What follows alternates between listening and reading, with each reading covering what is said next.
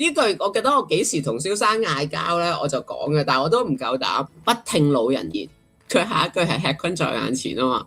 不聽老人言，開心一整年，係咪 OK 啊？呢個你諗下，你同啲長輩嗌完交嘅時候，你講呢一句咁樣，佢係因為改咗佢嘅原意咧，所以嗰個囂張嘅 feel 更加出啊！呢啲袋住啦，可以同長輩嗌交啊 ，OK 係咪 OK？即係呢個係少年嘅版本啦。咁然後而家有個老人復仇版係咩？不聽老人言，老人在眼前。有個好強烈嘅電影感，有個好強烈嘅喜感，你係唔可以 get rid of 老人嘅，唔好意思。